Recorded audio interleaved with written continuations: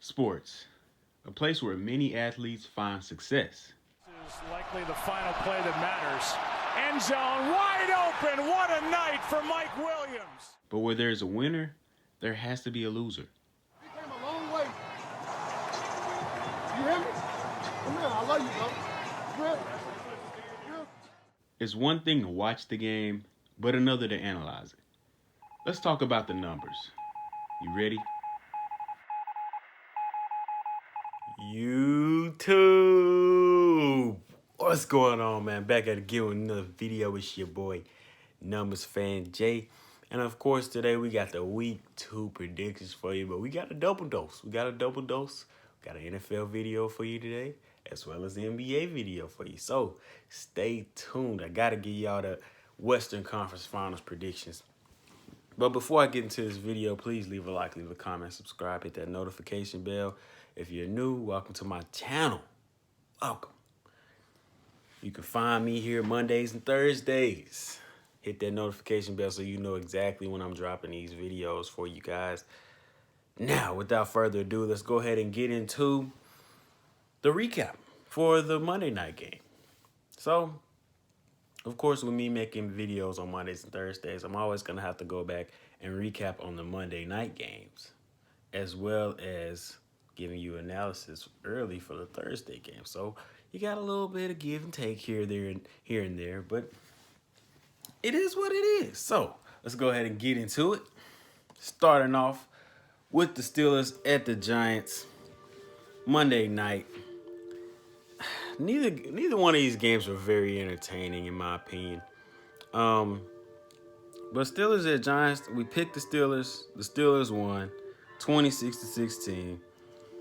The Steelers defense is still the Steelers defense. I mean, honestly, they were shut down. They got 2 interceptions. They held Saquon to 6 yards rushing. 6. That's single digits. They held him to 6 yards rushing, 60 yards receiving, and no touchdowns. We're talking about Saquon Barkley, who many people believe to be the best running back in the NFL. But we got that one right. Moving on to Titans at Broncos that finished out week 1. Steven Gostkowski went 0 for 3 on field goals before kicking the game-winning field goal. So he made the most important one with 20 seconds left in the game. Drew Lock, the quarterback for the Broncos. Like I said, I'm not impressed. I don't think any defensive coordinators are losing sleep over Drew Lock, even though they added all these weapons that they said would make him better. He went 22 for 33 for 216 yards and 1 touchdown, which aren't horrible numbers, but I mean, it's not. You would expect more from somebody that's got a lot of hype around them right now. Melvin Gordon looked solid as well. He ran for 78 yards, 1 touchdown, 5 yards per carry. So he had a decent night. So moving on to the predictions for week 2. Just to go ahead and let you guys know, week 1, I went 13-3. So I had 13 correct picks, 3 incorrect picks. And now we're going on to week 2. So I'm doing pretty good. Just want to tell you guys that we have 1 Thursday game, 10 early games, 3 late games, and 1 night game, as well as a Monday night game. So another full slate. We don't get a bye week for any team until week 5. So got a little bit of ways to go. We got a lot of work to do, a lot of things to talk about.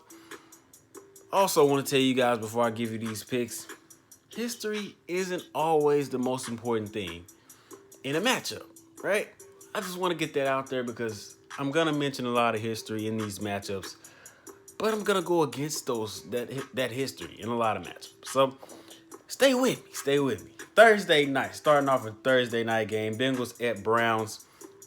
The Browns won 3 of the last 4 in this matchup, but the Bengals won the 7 before that. I will say that Joe Burrow gets his first win against a Browns team that didn't show me anything last week that would make me want to pick them this week. So, on the other hand, the Bengals did play us tough, and they almost won the game at the end had it not been for offensive pass interference by A.J. Green. So, but anyway, moving on to the early games. Jaguars at Titans. Tennessee won 5 of the last 6 in this matchup. The last 3 in Tennessee were also victories for the Titans. So I'm gonna have to go with the Titans at home, even though it's not really home game without the fans, but we'll leave that where it is. Falcons at Cowboys. I went back and forth in my head about this, as well as with my bro. I was like, man, I don't know who I want to pick in this matchup. And I decided I'm going to have to go with the Falcons because the Cowboys let me down last week. They let me down, and I don't like to be let down. I don't like to be wrong. Y'all know I don't like to be wrong. I'm going to have to go with the Falcons on the road. Atlanta won 3 of the last 4. The Cowboys allowed 153 yards rushing versus the Rams. Todd Gurley, against his debut as a Falcon against the Seahawks, had 56 yards rushing, 1 touchdown, and 4 yards per carry. I'm going to have to go with the Falcons. Look for Todd Gurley to have a big day. Panthers at Buccaneers. The Panthers won 4 of the last 6 in this matchup. There are 2 new quarterbacks here. There's no more Cam Newton and there's no more Jameis Winston. Now we have Teddy Bridgewater and Tom Brady. So it's going to be interesting. I don't think Tom Brady's going to let these guys start 0-2 if he has anything to say about it. So I'm going to go with the Buccaneers to win their home opener. Broncos at Steelers. The Broncos won 6 out of the last 8 in this matchup. The Steelers, defensively, as I talked about in the beginning of this video, are still nice. Now you have Ben Roethlisberger back, who didn't look fantastic, but he's better than Mason Rudolph, right? I'm going to have to go with the Steelers to win their home well, actually, is it their home opener? Yeah, it is. It's their home opener. So they're gonna win their home opener there. Rams at Eagles. Philadelphia won 6 straight in this matchup, but I cannot pick Philly after blowing a 17-0 lead in week 1 against the Washington football team. I can't do it. I can't bring myself to do it. I gotta go with the Rams to get their first win of the season. 49ers at Jets. San Francisco won 7 of the last 10 in this matchup. The Jets looked terrible in week 1. And they don't have Le'Veon Bell on top of all that. So I'm going to have to go with the 49ers to get their first win of the season. Jets to go 0-2. Bills at Dolphins. This is my lock of the week. This is one of the biggest mismatches. Even though they're in the same division, the Bills won 3 in a row in this matchup. They won 5 of the last 6.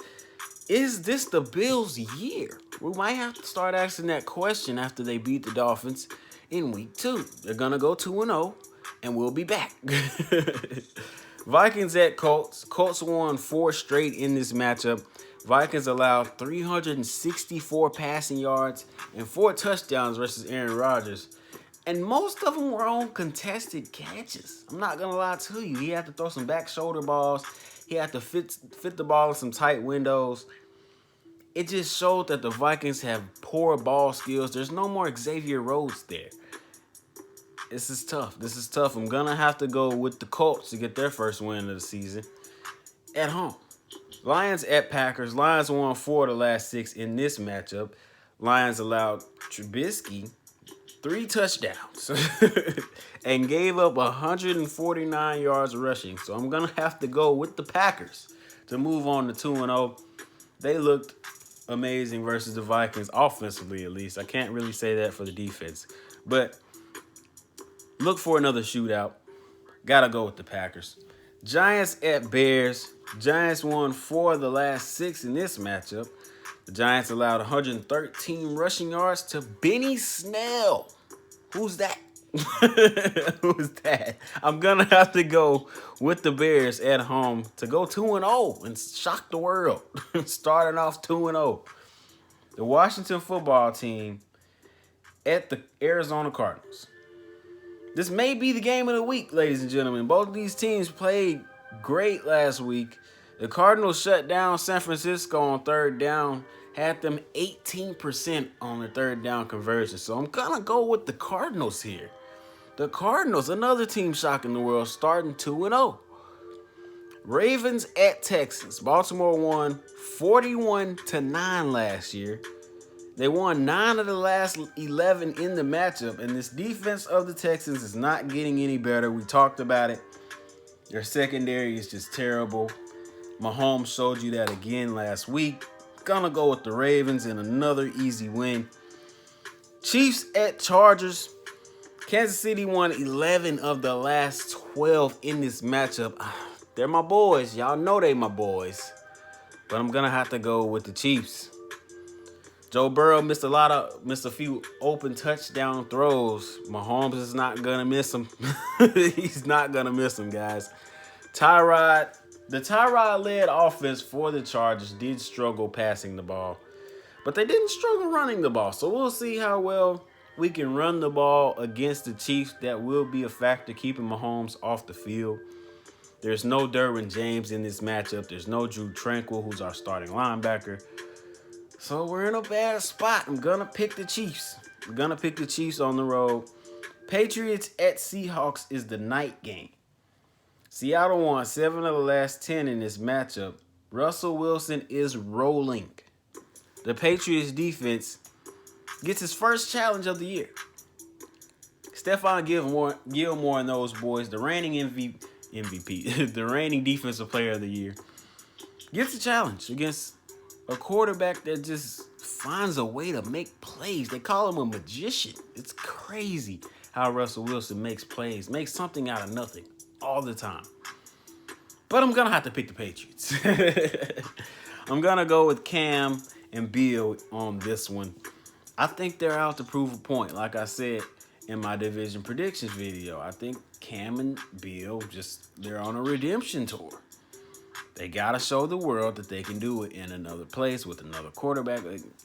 They have something to prove.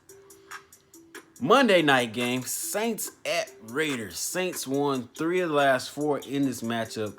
The Las Vegas Raiders allowed 113 receiving yards to Robbie Anderson. And that big play is just stuck in my head. Robbie Anderson is just running through the secondary, breaking tackles, going to the end zone. It sticks, and I'm sure it sticks in their head as well.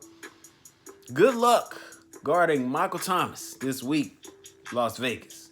The Saints held the Bucs under 100 rushing yards total. That looks to be something tough against Josh Jacobs. And if you can shut down Josh Jacobs, you have a hell of a chance of beating the Raiders. The Saints did have a good rushing defense last year.